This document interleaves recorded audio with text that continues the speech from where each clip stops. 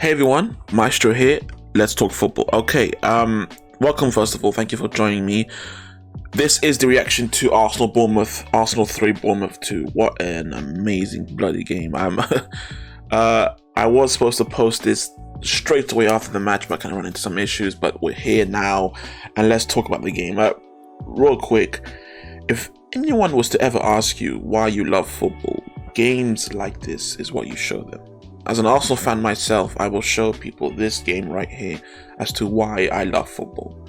What it can do to you, how it can destroy you, take the hope away, and then bring it back, bring a speck of hope to then in the final dying moments of the game, you achieve this, what can we describe as flipping nirvana or some sense of relief that can only be found in football. It's just a fantastic advertisement for the sport, and what a game. And let's actually talk about the game first and foremost. Let's start with Bournemouth.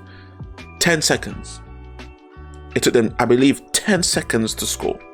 Now, I don't know what the record is for the fastest goal in Prem history. That's got to be close. That's absolutely ridiculous. I can't believe that. I went to the toilet just before the match started, and I hadn't even had the channel turned on. I come back, I turn it on, I see 1-0 with only a minute on the clock. I'm thinking to myself, this is clearly a mistake. So I go on my phone, I check my SofaScore app. Yep, it's 1-0. I genuinely couldn't believe it. But yeah, it was kind of a where the hell did that come from goal. I guess Arsenal were just sleeping, and Bournemouth, I guess this was a tactic from Bournemouth. They just, sometimes teams do this. We do see this around football where they want to kind of catch teams off from kickoff, from the get-go, and just see if potentially it could lead to a goal. Most of the time it does not work out, of course, but this time it did, and credit to them, Bournemouth. But after that, the game was just complete dominance. For the rest of the first half, Arsenal always found themselves with the ball. The chances came to them. Now, I will say this though, in the first half, I thought in the final third they were far too sloppy. I think the decision making from the wingers, from Martinelli specifically, but also I think Odegaard as well, the passes they were making, I think, weren't the right ones, and there was certain, like, they could have made other plays that really could have split Bournemouth through and kind of put you in on goal. But it is what it is. First half was an unfortunate goal against Arsenal, but after that dominance, and there wasn't really great urgency, it seems, which is good, in terms of that they kept their cool. It's good in that term. They kept calm, they understood there's still 90 minutes to play after that first goal. I'm sure they still understood that there's no need to panic. Now they come out in the second half, much better. I thought they were much more clinical in their attack. In terms of the passes they were making were the right ones. I thought Martinelli was moving around a lot better. There were some unfortunate injuries with Trossard and Smith Rowe, who then came on for Trossard, but we'll talk about that. Reece Nelson, who came on for Smith Rowe in a second. But then bang, 2-0, Senesi. Once again, I think it's noteworthy to point out, it's a corner. This time last year, I believe we were the best in the league with corners. Statistically, we had conceded the least from corners and scored the most from corners, I believe, this time last year. Now, I may be wrong there, but I think we were in and around the best in the league with corners. This year, it happened against Everton. Every time there's a corner, just in general, it's always a worry. And it happened again against Bournemouth. It's something that needs to be worked on. And I'm sure Arteta will, alongside his defensive coaches. But yeah, they get the second. And from then on, there is, just from my personal point of view, normally there is a point at 2-0 down, it's okay, it's over. Maybe we can only hope for a draw. But yeah, my goodness, what a opportunity missed against a Bournemouth, who are, I believe, 19th. We really messed this one up, but it's weird. I can't help the way I feel, and the way I felt was that this game, we could still win it. And I think I felt that way because first and foremost, it's how good Arsenal have been this season. They've been sensational. And not just that, it's because the game itself was complete dominance from us from the get-go. I don't want to take anything away from Bournemouth, but I'm just going to go ahead and say it. Their goals, if this game played 10 times, Arsenal would win 3-0 10 times. Sometimes 4-0, sometimes 5-0. Except actually, they'd win 9 times. The 10th time would be this game right here, where it's 3-2. It's a close one. Those goals, I thought, were very fortunate. And they weren't expressive at all as to how good Bournemouth were playing, because they weren't playing good. I will say this. They did, even with those two goals, they caused Ramsdale, by the way, which, by the way, credit to him, they caused Ramsdale to make 2 fantastic saves during this game. I will say that there were 2 other counter-attacks where it could have been 3, and I will give them that. But in general, let's just look. Statistics don't tell us the story of a game. They tell us something, but they tell us snippets. But let's just take a look. 31 shots to their 4. 80.1 possession. Okay? This is the definition of dominance. Okay? If we had not come out of this game with a win, you look at those statistics and you use the eye test in general and you think about how both teams played, it would have been just football stabbing you in the heart. Because look, these games happen. When it was 2-0, there is that sense that many people did have where it's one of those games where we do a lot of things right, but Bournemouth just end up becoming prime Barcelona in the moments that matter, and they just capitalize on these little mistakes and they get these 2 goals. But like I said before, personally, I felt we were always in for the win. Even at 2-0 down, I felt somewhat confident, and I do feel weird saying that because we were 2-0 down, and there are many times in recent history, of course, where 2-0 down is game over, always. But with this team, with how good they are, and with that coach, Arteta, and the helm, I always kind of believed. And let's talk about why the game turned on its head. This man right here, Reiss Nelson.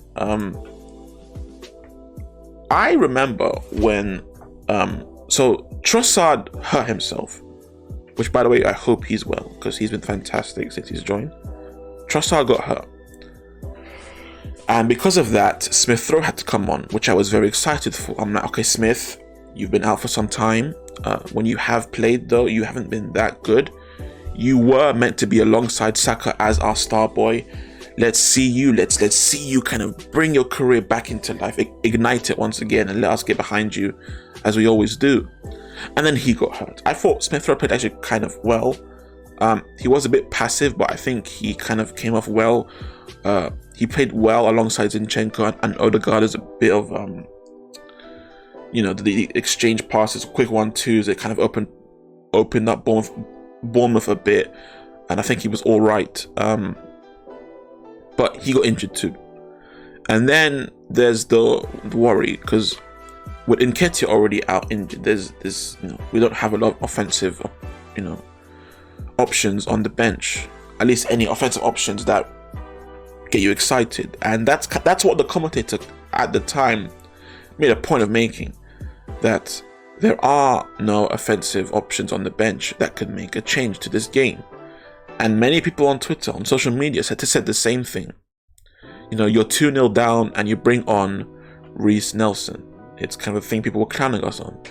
But Reiss Nelson, even before the goal, turned the game on its head.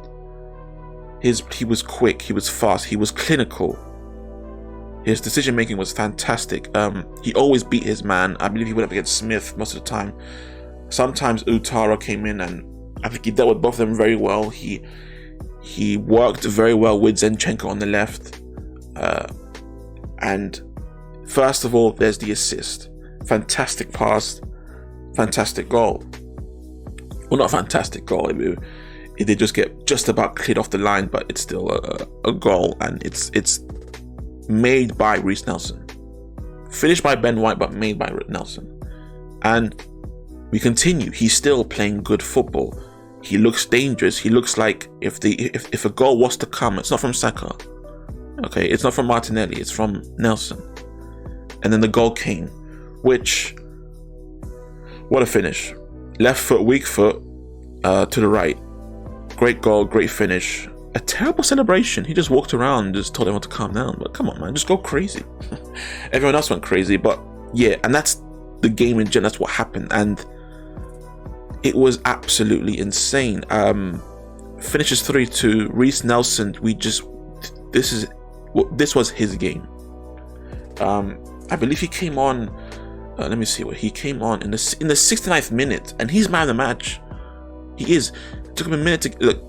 This assist, this goal, he did far more than that assist and that goal. He was far more effective on the pitch, and he was a thorn in Bournemouth's side. Now, of course, it is Bournemouth. We're not gonna go crazy about this. This isn't a thing where, should we start Nelson? No, of course not. But it's nice to know that there is that guy there. It's like with Jorginho.